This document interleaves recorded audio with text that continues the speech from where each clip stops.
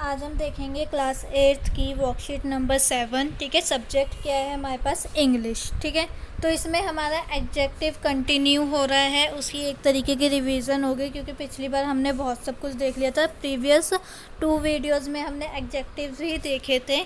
तो यहाँ पर क्या कह रहा है ए वाला, today let us see one more way of changing the degree of adjective. ठीक है, पीछे वीडियोस में हमने बहुत सारे देखे, तो आज हम एक और तरीका देखने वाले हैं जिससे हम एडजेक्टिव की डिग्रीज को चेंज कर सकें।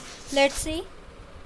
सम adjectives are covered irregularly and do not follow any rule. ठीक है, कुछ एडजेक्टिव्स क्या होते हैं जो कंपेयर कर जाते हैं इरेगुलरली, मतलब रेगुलर उन्हें हम अपने उसमें नहीं लेते हैं, अपने वर्ड्स में नहीं लेते हैं, लेकिन वो कभी कभी हम यूज़ करते हैं और उनका कोई रूल नहीं है, लगाने का कोई रूल नहीं है, बस हम लगा देते हैं। जैसे so we remember their comparative and superlative forms. ठीक है, तो हम रिमेंबर कर लेते हैं क्या क्या होती हैं। जैसे कि पॉजिटिव क्या होता था हमारा? पॉजिटिव मीन्स हम जब एक की ही बात कर रहे हो, दूसरे का हम कंपैरिजन ही नहीं कर रहे हो, बस सिर्फ एक जने की बात करते हैं तब हम पॉजिटिव डिग्री लगाते हैं। जब हम 2 जनों की बात करते हैं, 2 जनों का कंपेयरिंग करते हैं, तब हम उस में कंपैरेटिव डिग्री यूज़ करते हैं। जब हम 3 या 3 से ज़्यादा जनों की बात करते हैं तब हम क्या करते हैं? 3 से 3 प्लेस भी हो सकती है, थिंक भी हो सकती है और ह्यूमन बीइंग भी हो सकता है। ठीक है, अगर हम उन 3 या 3 से ज़्यादा का कंपैरिजन करते हैं तो हम सुपरलेटिव डिग्री लगाते हैं। तो हमारे पास क्या क्या डिग्रीज़ है? जैसे गुड की क्या होगी? Better and best. अगर गुड मेरे को लगाना है, अगर मैं बोलूँ किसी को, एक बंदे को ही बोल दूँ, तो वो मैं क्या लगाऊंगी उस टाइम पे? गुड। अगर मेरे को 2 जनों का कंपैरिजन करना है तो मैं लगाऊंगी बेटर, और अगर मेरे को 3 या 3 से ज़्यादा जनों का कंपैरिजन करना है तो क्या लगाऊंगी? बेस्ट। ठीक है, ऐसे ही बाकी हैं कि अगर एक का है तो वेल, 2 हैं तो बेटर, 3 है तो बेस्ट। उसके बाद बैड, अगर एक है तो एक के लिए बोल रहे हैं, 2 के लिए बोल रहे हैं तो वर्स्ट, और 3 के लिए, 3 या 3 से ज़्यादा के लिए बोल रहे हैं तो वर्स्ट। और उसके बाद इल, वर्स, वर्स्ट। ठीक है, तो यहाँ पर देखो 2, जैसे कि गुड एंड वेल का सेम कंपैरेटिव है और सेम सुपरलेटिव है, ऐसे ही बैड और इल का क्या है? पॉजिटिव में तो अलग नाम है, लेकिन जो कंपैरेटिव डिग्री और सुपरलेटिव डिग्री है उसमें सेम है। ठीक है, अगर लिटल का बोलना हो तो लेस कंपैरेटिव में, और सुपरलेटिव में क्या आएगा? लीस्ट। अब आते हैं नेक्स्ट वाले पे। तो नेक्स्ट क्या है?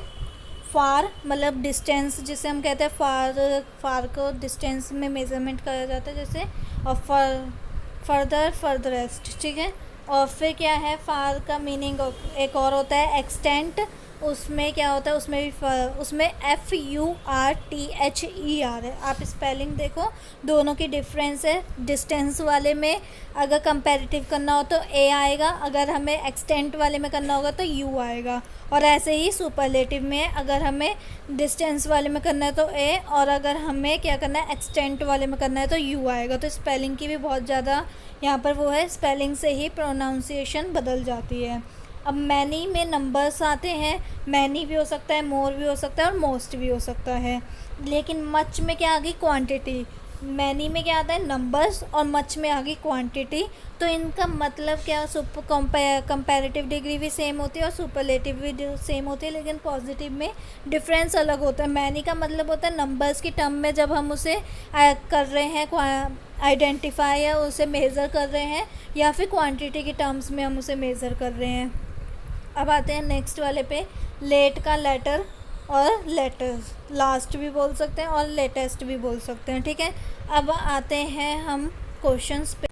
तो यहाँ पे बी वाला क्वेश्चन क्या कह रहा है? Now let us practise these by filling in the blanks below. ठीक है, तो जो हमने ऊपर पढ़ा उसके 2 नाम्स थे पॉजिटिव में, डिफरेंट, लेकिन उसकी कंपैरेटिव में और सुपरलेटिव डिग्री सेम थी। तो उनमें हम यूज़ कैसे करें? तो उससे हमें इससे समझते हैं फिलिंग द ब्लैंक से कि हम यूज़ उन वर्ड्स को कैसे करें।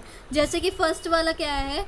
Who ever has dash points is the winner. ठीक है, तो हु हैवर मतलब कि यहाँ पर क्या हो रहा है कि बहुत सारे जने हैं विनर। अब आपको पता है कंपटीशन में बहुत सारे जने होते हैं, तो यहाँ पर उसमें से कोई एक होगा विनर। मीन्स हमारा आंसर क्या होगा यहाँ पर, मोस्ट। क्या होगा, मोस्ट, कि whoever has most points is the winner, जिसके पास जितने ज़्यादा पॉइंट होंगे वो विनर हो जाएगा। अब आते हैं नेक्स्ट वाले पे, your house is dash away then mine. ठीक है, मैं जो आप तुम्हारा हाउस है वो मेरे घर से कुछ ही दूरी पे है। तो क्या हो रहा है यहाँ पे, दो कंपैरिजन हो रहा है, दो जनों का कंपैरिजन हो रहा है। एक अपने जैसे कि लेट्स से या फ्रेंड हो आपका और ये आप हो, और आप कह रहे हो कि मेरा घर जो है, आपका घर जो है वो मेरे घर से कुछ ही दूरी पे है। तो आपको दो जनों का कंपैरिजन हो रहा है। जब दो जनों का कंपैरिजन होता है तो कंपैरेटिव लगाते हैं हम। मीन्स यहाँ पे क्या आएगा, फर्दर। ठीक है, फर्दर में ये देखो, फर्दर में एफ ए है। ए वाले में हमने देखा था, फर्दर में हम जब ए वाला यूज़ करते थे तो वो हमारा होता था डिस्टेंस को बताने के लिए, एक था एक्सटेंट को बताने के लिए, मीन्स कुछ इन्फॉर्मेशन बताने के लिए, एक था डिस्टेंस को बताने के लिए।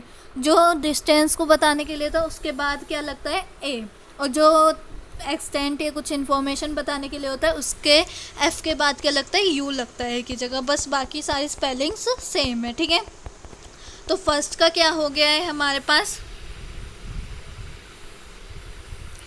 फर्स्ट का हो गया है हमारे पास मोस्ट, सेकंड का हो गया है फर्दर, और थर्ड क्या है, Reema is the dash dancer in the class. तो क्लास में बहुत सारे जने होंगे, एक या दो तो होंगे नहीं। जब हम तीन या तीन से ज़्यादा जनों की बात करते हैं, उन्हें कंपेयर करते हैं, तब हम सुपरलेटिव लगाते हैं। मीन्स यहाँ पर क्या आएगा, बेस्ट। उसके बाद यहाँ पर क्या है, you should sleep dash than you sleep these days. तो डेज बोल रखे हैं, डे नहीं बोल रखा है। इसमें बहुत सारे दिनों की कंपैरिजन कर रहे हैं, तो यहाँ पर क्या आएगा, मोस्ट। उसके बाद नेक्स्ट क्या है, that storm was the dash in the history. मतलब पूरी की पूरी हिस्ट्री के बारे में बता गया है कि यहाँ पर ये जो स्टॉर्म हुआ था, तूफान आया था, जो आंधी आई थी, जो भी आया था वो इससे पहले कभी हिस्ट्री में आया ही नहीं, तो वॉस्ट होगा। ठीक है, उसके बाद नेक्स्ट क्या है, I have dash interest in singing than in dancing. तो दो इसका कंपैरिजन किया है, डांसिंग एंड सिंगिंग का कंपैरिजन किया गया है, तो क्या आएगा, लेस। उसके बाद आते हैं, I run for yesterday but I run even dash today. तो यहाँ पर यस्टरडे और टुडे का कंपैरिजन किया गया है, तो यहाँ पे क्या आएगा, फर्दर। उसके बाद आते हैं नेक्स्ट वाले पे, 8 वाले पे, this is the dash expensive sweater in the shop. एक शॉप की बात करी गई है, तो यहाँ पर क्या आ जाएगा, लिटिल। एक अगर एक चीज़ की बात करी होती है तो हम स्वीट्स के बारे में नहीं बोल रहे, स्वीट्स तो एक शॉप के पास बहुत होती है, लेकिन एक ही शॉप की बात करी गई है, उसी में जो स्वीट्स हैं उनका कंपैरिजन किया गया है। अब आते हैं 9th वाले पे, प्रिवेंशन इज़ डैश देन कर्स। तो यहाँ पर हमारा क्या आ जाएगा, तो यहाँ पर हमारा आ जाएगा बेटर। क्यों, क्योंकि यहाँ पे दो जनों के कंपैरिजन किए। जब देन, एज़ कंपेयर टू, ऐसे आते हैं ना वर्ड्स, तो हमें क्या लगता है, हमें यही पता होता है उस टाइम पे कि हाँ यहाँ पर कंपैरिजन किया गया है। अब नेक्स्ट क्या है, लास्ट हमारा, we need dash information before making a decision. ठीक है, एक उसे क्या चाहिए, हमें एक फार इन्फॉर्मेशन, ठीक है, एक एक्सटेंट इन्फॉर्मेशन, अच्छे से जानकारी चाहिए एक अच्छा डिसीज़न लेने के लिए। ठीक है, तो यहाँ पर हमारा ये जो फार है ये एक्सटेंट वाला है, ना ही डिस्टेंस वाला है। ठीक है, उसके बाद यहाँ पर हमारा ये ख़त्म हो गया है, वर्कशीट भी साथ में कंप्लीट हो गई है। ये आप टिक कर सकते हो, मैंने अभी इसे इरेज नहीं करा है, तो आप जल्दी से टिक कर लो। देन आई होप आपने अब टिक कर लिया हो, तो मैं इसे हटा देती हूँ।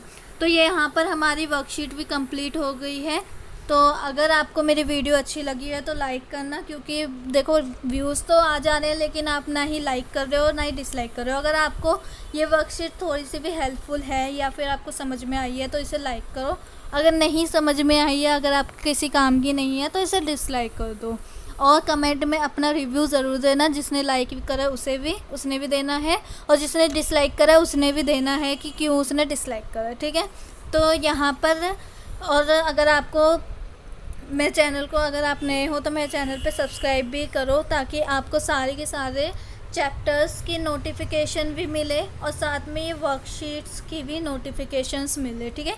चैप्टर्स भी मेरे चैनल पे अपलोडेड हैं और वर्कशीट्स भी मैं रोज़ के रोज़ तभी के तभी अपलोड कर देती हूँ। तो अगर आपको नोटिफिकेशन चाहिए, ढूंढना नहीं है, तो आप उसे सब्सक्राइब करो और जो नोटिफिकेशन है उसे ऑल पे क्लिक कर दो, तो आपको सारी की सारी नोटिफिकेशंस मिल जाएंगी, चैप्टर्स की भी और वर्कशीट्स की भी, ताकि आपको कहीं पर ढूंढना ना पड़े। और अगर वीडियो अच्छी लगी हो तो लाइक करो, नहीं अच्छी लगी है तो डिसलाइक कर दो, ठीक है। और कमेंट में रिव्यू ज़रूर देना।